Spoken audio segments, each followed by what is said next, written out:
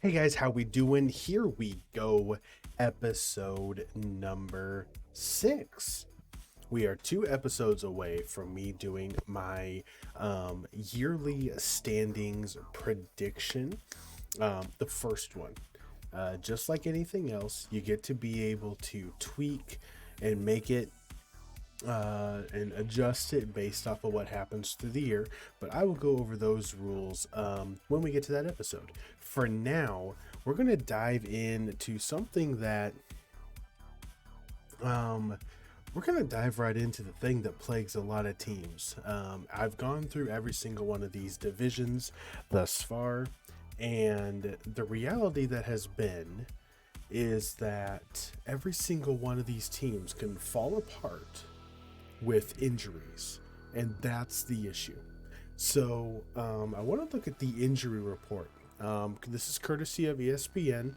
I was looking around and finding the best list, just going off of my last video. Just the last video. I said in the NFC West, it's going to become it's going to become a complete reliance on health for the 49ers. George Kittle, Bosa, the secondary, Deebo Samuel. For the Cardinals, DeAndre Hopkins when he comes back, J.J. Watt, Kyler Murray, the offensive line. For the Rams, if Aaron Donald gets hurt, I mean, can we just be honest? If Aaron Donald gets hurt, that takes away at least 2 wins from the Rams. He is that much of a force on the defensive line. So I wanted to look at it because we've had quite a few injuries pop up. And I said this about the Tampa Bay Buccaneers back when I did the NFC South preview.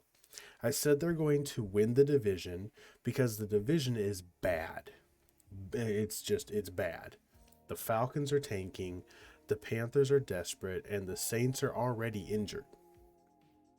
So I wanted to run through their injury report first, and I'm mainly looking for the guys that are on injured reserve already. So you're out a minimum of 6 weeks. So you're going to be out till week 6, no matter what. Potentially the whole year, depending on what the injury is.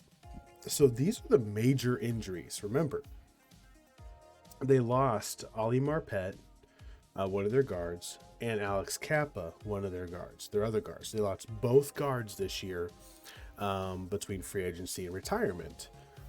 They brought in Shaq Mason from the Patriots, which is an amazing guard, fantastic replacement, and would have worked really well. Here's the issue. They have now lost their center, Ryan Jensen, who I equate to one of the roughest, toughest centers there is in the league currently.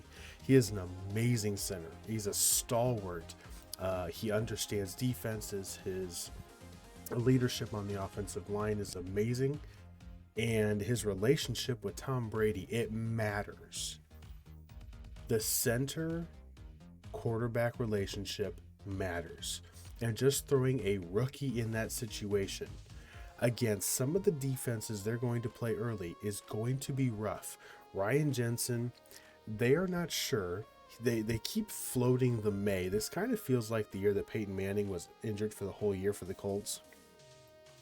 We know this is a horrible injury for a normal human being. This is an even worse injury for somebody who's 300 plus pounds that is constantly using his legs. So his knee is not going to heal correctly. It's really screwed up. They keep using the may be able to come back this year. I think they're hoping that if they make it to the playoffs, they can bring him in. Love the hope. I doubt it. They're going to be without Ryan Jensen for at least 15 games this year. Then this weekend, Aaron Stinney got hurt, which was supposed to be the guard on the other side. So you've got a tackle, guard, center, guard, tackle. They've lost their center and their guard on the left side now. Shaq Mason is on the right. It doesn't look good. It does not look good.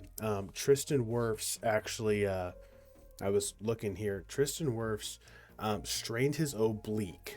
Now, you're an offensive lineman using a lot of upper body strength when you're blocking. That's not good.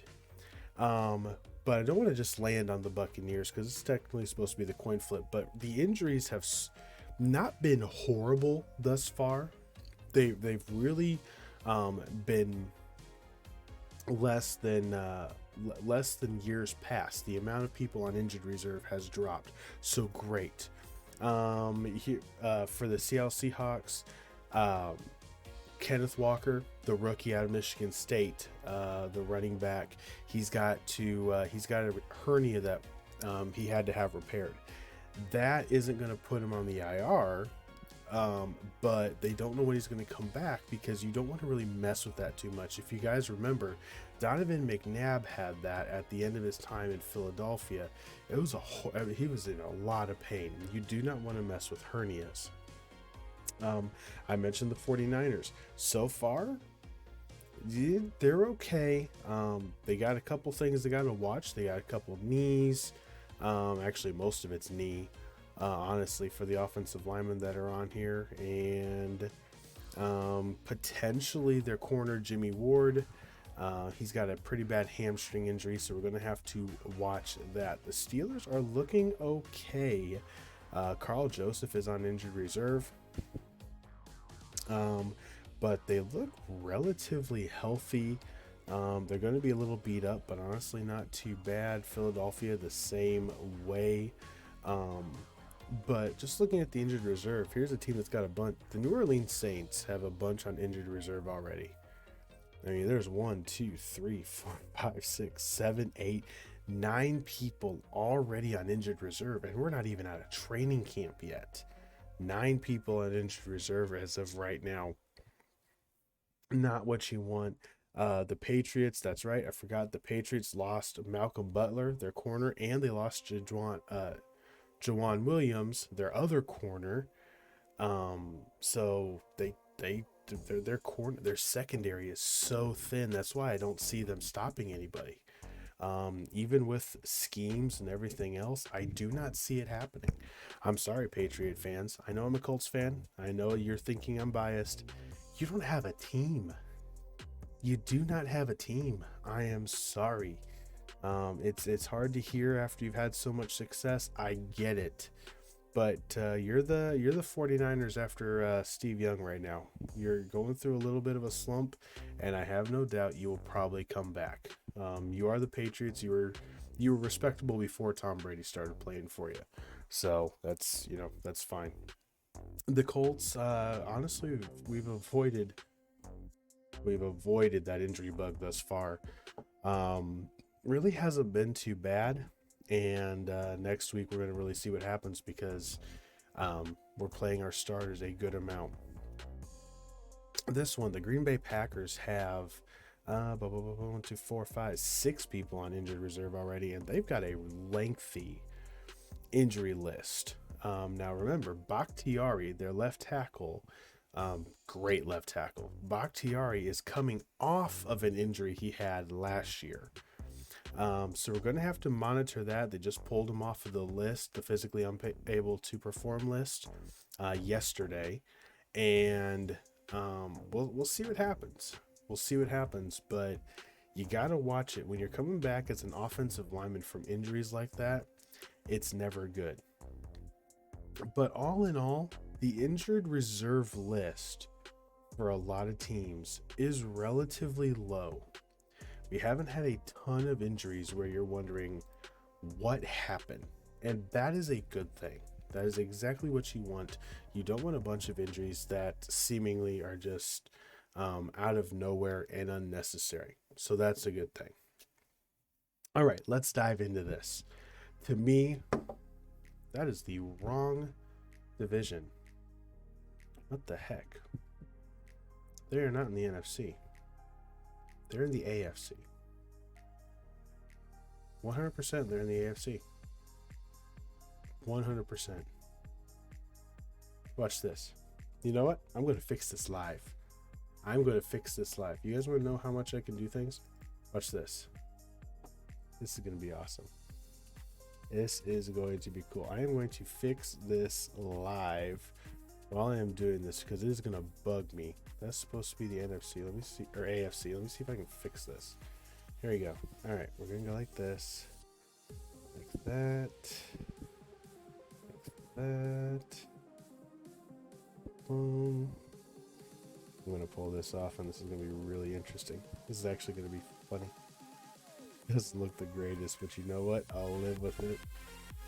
Doesn't look the greatest, but you know what? I'll live with it. Alright, I'll make sure to get these done, because it's going to drive me nuts. Absolutely drive me nuts to look at that the whole time. Boom. And there we go. Boom. Boom. There's that. And boom. All right, here we go. Now, watch this.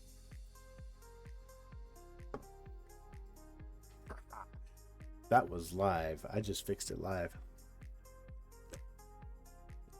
Not the cleanest, but you know what? It's fine. I had to put graphics over graphics. That's okay. No worries. All right, let's dive into this now. Kansas City Chiefs, Los Angeles Chargers, Denver Broncos, and the Las Vegas Raiders. Very simple. The best division in football, hands down. I do not know of a division that has 4 quarterbacks that could lead you to a Super Bowl. I just don't. I do not know of a division that has 4 quarterbacks that could potentially lead you to a Super Bowl.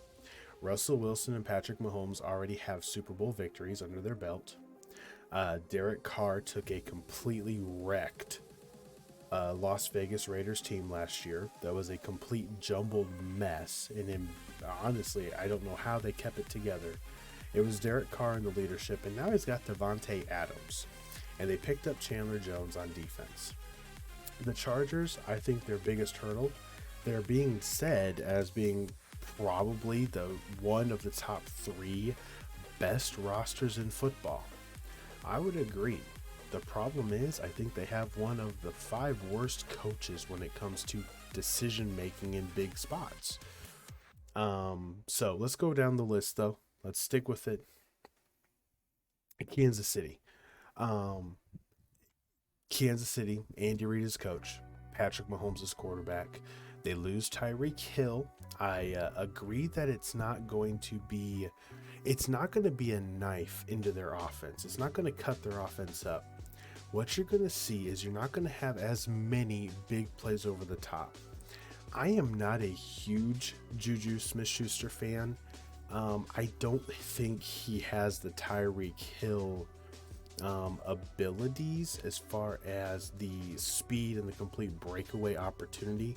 I don't think he can fool the defense the way that Tyreek Hill can. So there's not going to be as many home runs. I think he's going to be given the opportunity. Don't get me wrong. But he is not going to have as many home runs over the top, which means this team's going to have to play more defense. Potentially closer games. You're not going to be jumping on top of teams as fast. And you wonder how long they can last. You wonder how long it can last, but you've got a division that you could easily go 3-3 in. Easily go 3-3. Los Angeles plays them tough each time. Denver last year played them tough and was really only missing the quarterback piece, and they've got that piece now. Las Vegas, they can beat them. Carr has. And I think Kansas City is going to get caught in the perfect storm this year. I really think that's all it's going to be. I don't think they're a bad team. I think they're going to make the wild card because only one division winner is able to happen. So I think they're going to get in on the wild card. But I think it's going to be a really tough road. I don't like... I don't know if their defense is going to be able to hold up in some of these games. I'm not sure they improved enough on defense to be able to continually keep up with the amount of receivers that are in their own division, let alone their own conference, let alone the league. It still looks like a clunky defense. It really doesn't look smooth when you look at it on paper, and on the field last year they really didn't look smooth either. So my prediction is definitely the Chiefs into the playoffs in the wild card spot. You don't want to play them. That's not what I'm saying. You don't want to play them, but I don't think they're going to have the type of year. If Patrick Mahomes goes through a 4 or 5 game slump, which he has a bad reputation of doing, seems like it happens quite often every year. That 5 games, they could go 1-4 or 0-5. Like, it could go really bad. I don't know if they have enough to be able to keep them afloat, especially with the way their schedule lines up. So they make the playoffs as a wild card team, but they're not going to win the division, and they're not going to have home field advantage to the playoffs at all. The Chargers, the best team with, I think, the worst coach for that team. I don't know what he's doing.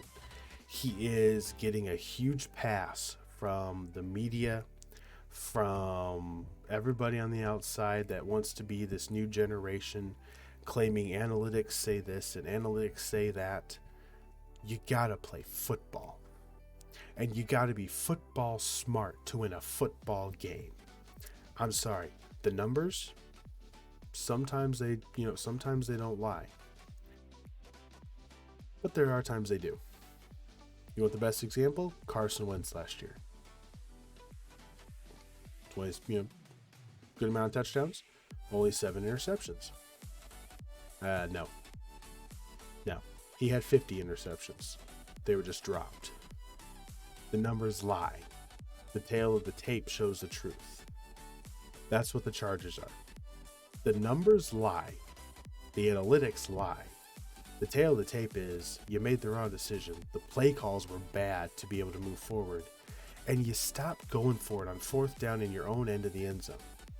And don't tell me that every football player wants to go for it on 4th down in their side of the field. Okay, in their side of the field. We're not talking about in the opponent's 50-yard line plus. We're not talking about that. We're talking about on their side of the field, where if they turn the ball over, their defense is already backed up, and you're basically guaranteeing a field goal for the offense. Like, can we be honest here? We've got kickers making a 66-yard field goal. He's the best kicker in the league. I get it. But you've got kickers making between 55 and 60-yard field goals consistently. And you want to give them the ball on the 35? That's a 52-yard field goal. They don't have to move the ball 1 yard to take a field goal attempt and turn your 0 points into 3 points without even trying. Your defense could stop them 3 straight plays, 0 yards, and you let up 3 points because of your stupidity. That is my issue with him. The team and the roster, I agree. I think the defense is scary. That defense is scary. Dead scary. Khalil Mack, if he's healthy, and Bosa, the brother Bosa, if Bosa and Khalil Mack are healthy, that defense is scary. They got J.C. Jackson from the Patriots. They got Derwin James, the safety, who's signed now as the highest paid safety. The defense is stacked. I love the defense. I don't like the coach. He is the opposite of Mike McCarthy. He takes too many chances. He can manage it to a T, and that T sometimes crosses over into the next letter, and he gets himself in a lot of trouble that way. If he doesn't take this roster, he may get fired this year. If he misses the playoffs, he's fired, because the Spanos family knows that sitting in LA with the Rams, who just won a Super Bowl in the same building they're playing in, he knows with this roster we should be winning. The Chargers will make the playoffs. If they don't, Brandon Staley will be a defensive coordinator. He will not get a second chance. This is kind of segueing into my versus section of today, but he will not get a second chance in head coaching if he blows up the Chargers roster and blows up this opportunity he has. the eye test is there, but we'll get into that a little bit later. All right, Broncos. Very simple. They're going to win the division. Broncos, I think, have the juice. They have the power. They're going to have home field advantage again, being up there in Mile High City. They're going to have the ability to play hard.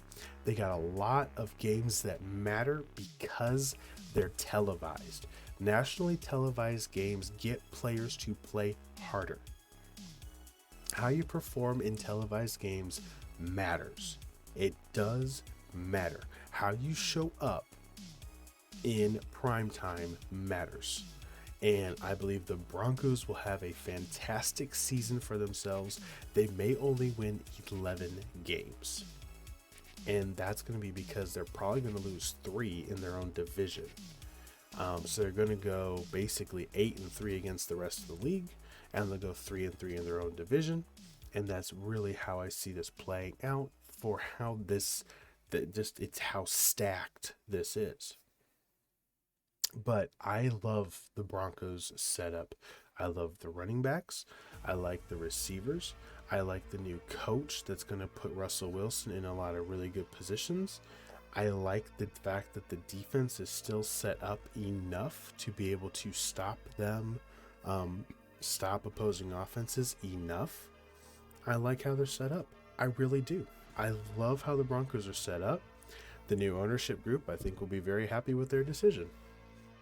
That's as simple as I can put it. The new ownership group, I think, will be very happy with what they decided to do.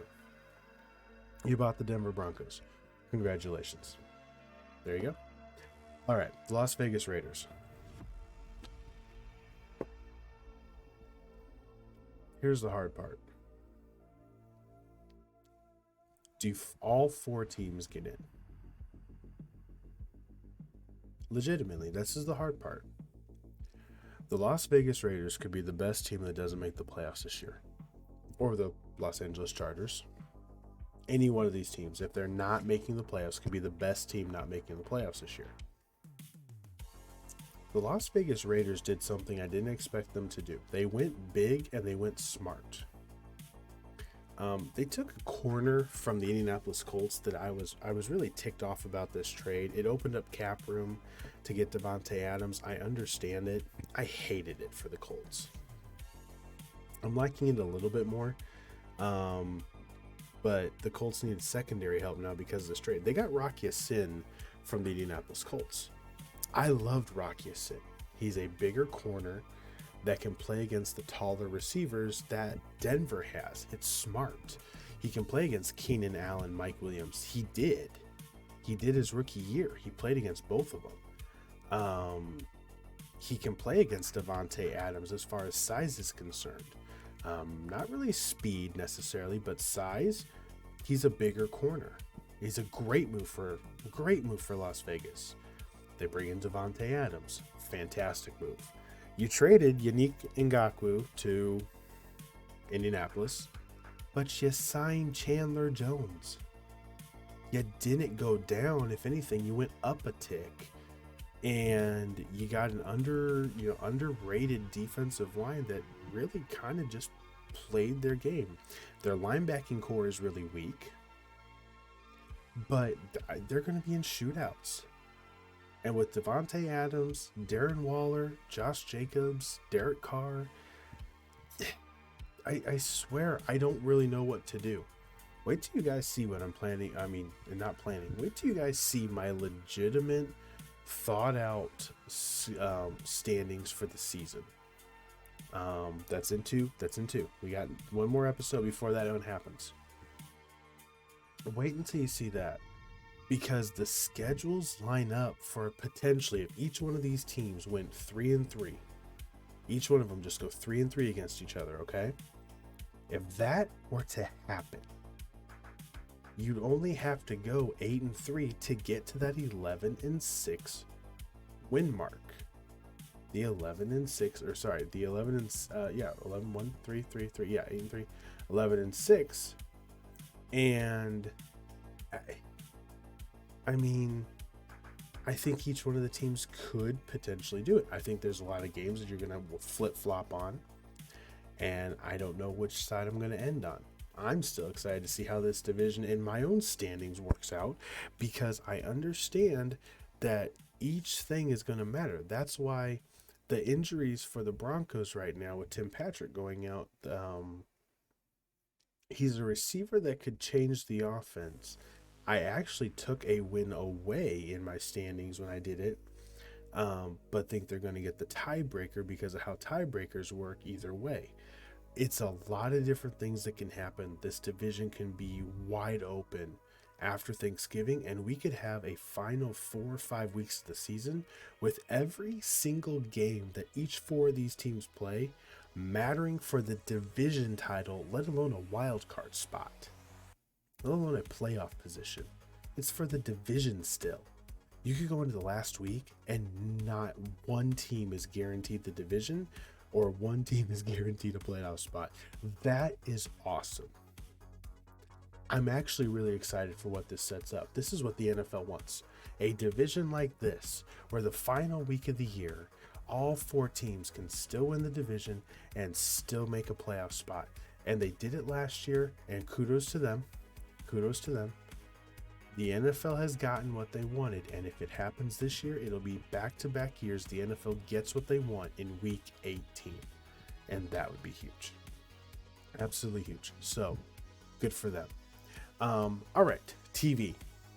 Running a little bit long here, so let's get into this because I want to get to versus, and then close out this video, trying to shrink them down by about 5-10 minutes. So, TV. Here's a list. I just wanted to go down this list. Here is a list of the contracts for college football. Okay, college football. The Big Ten and SEC have swapped. So the Big Ten is going to be moving over to CBS, but then they signed an even bigger one with NBC, ESPN. I mean, they got a huge deal. So this was updated here. Yes, okay, this was updated here at the beginning of August. So this doesn't have the new one that they just signed. I want you to think about this. Here's some rundowns on what's going on. The ACC, so this is Florida State, Clemson, Miami, all those colleges down there in the ACC. They have a 20-year deal with ESPN that runs through 2036. They signed it in 2016. It's $240 million annually. So each of the 14 schools a year gets about $17 million. That is the ACC's package. The Big 12's package pays out, let's see, they're almost done. They have a deal with ESPN and Fox that ends in 2025. And they're losing Oklahoma and Texas, so they may not have the same deal. But it pays each school for them about $20 million annually. There's 10 schools. It pays each one of the schools roughly $20 million a year. Now, the Pac-12, a 12-year, $3 billion contract with Fox and ESPN expires in the summer of 2024. It pays each school about $21 million a year. Now, the SEC, this has switched around. So, the SEC had a deal with CBS, for $55 million a year from just CBS.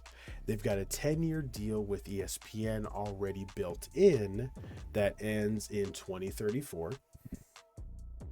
With the football and basketball side for $300 million a year, or $300 million for the annually for the league. So each school receives roughly, up until this new contract that just came out, $45 million a year. Now, Notre Dame has a bunch of inside. They got NBC, and then they have their own. It's the NBC Sports Group. It pays that school about $15 million a year. That is by themselves. They are the only school that gets that by themselves. The Big Ten deal that they just signed, they are moving the conference even bigger. Okay, the conference is growing. I think they're going to add 2 more teams before the next one. I think they're going to try to get Notre Dame in, and I think they're going to try to pull in potentially an independent, maybe a BYU, because it has a rivalry with Notre Dame already. They're going to try to bring in another West team that plays USC and UCLA already.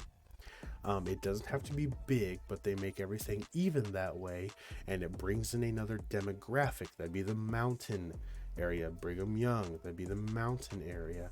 If they get Utah too, oh, game over. You got the Mountain West, and then you're done. I mean, that's it.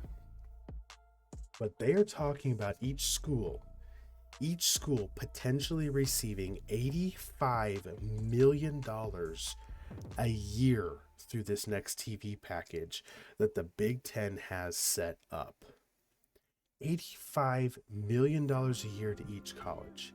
The money is getting insane. Absolutely insane for these colleges. And honestly, I can't complain about it. Good for them. Big Ten is monopolizing everything. Everything. They got CBS, NBC, part of ESPN, Big Ten networks. It's huge for them, and the SEC is going to be behind. If two other conferences, which I still think the Big 12 and the Pac-10 can merge what's left and create the third super conference, I think you're going to see deals like this happen a lot, and I love it. I love it. It gives the schools money.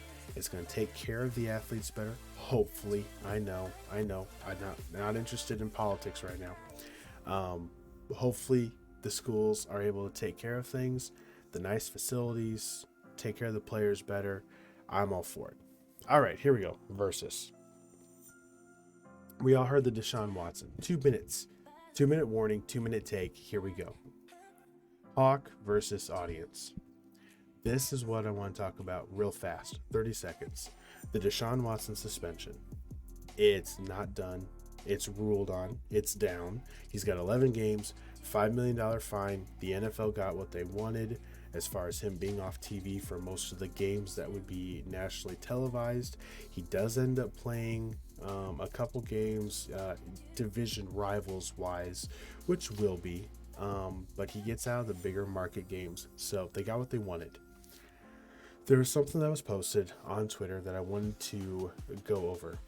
I have heard and has been seen lately that in preseason they want to have fines and bigger punishments for players who do dirty plays, quote unquote. The one that just happened was Kayvon Thibodeau for the rookie for the New York Giants, defensive end, got low blocked. Really low blocked, cut blocked by a Cincinnati Bengal player. It's an illegal move. And already I'm seeing everybody pounding and hounding, saying he should be fined, he should be suspended, period, done, that's it. I don't know. What do you guys feel? I feel like if it looks like it was on purpose, like the rules. We know the rules. And if it was a pointless play, see, that's what it is to me. I love they got rid of the blindside blocks. I love the fact that you can't hit somebody just to hit them now. I do like that because we're supposed to be playing football, not just kill somebody. Okay, let's just be honest. It has to be in the act of playing football. If you're in the act of playing hard football, play hard. But if you're not in the act of playing football, you play smart. Period. So my thought is really simple. I don't want to see a bunch of fines. I don't want to see a bunch of suspensions for preseason. But if you have to do that to get through that, hey, we want to make the game safer. And in preseason, I understand, you got young guys working for their jobs. You better be smart, because if you get fined, then you're not going to be making the team anyway. That's the only avenue I want to see is, if you are going to do it, fine them, don't suspend them. That may be the last time they ever show what the skills they got on the field. Yeah, I mean, you're damaging careers potentially if it's rookies, and you don't want to do that because you don't want to have one mistake take somebody out of the league if they've got the potential to be able to go. You don't want that being the case. You don't. So my thought is, if you're going to find them, fine them. Don't suspend them. Don't suspend them for preseason games. Come on, it's preseason games. They're probably going to be dropped down to 2 here shortly anyway. So, all right, guys. Episode 6 is done. Rocking and rolling here. We are going to continue moving on. We got 2 more episodes. Well, we got 1 more episode and then the standings episode. The next one, all of our conferences are done. Believe it or not, we got through every single one of the conferences. So the next video is not going to be a conference rundown. It's actually going to be something completely different, and I am excited about that and can't wait for that to air. But I appreciate you for watching this video. Like the video, subscribe if you're not subscribed, and have an absolutely fantastic day. Wings up, hawk out, stay strong. Later.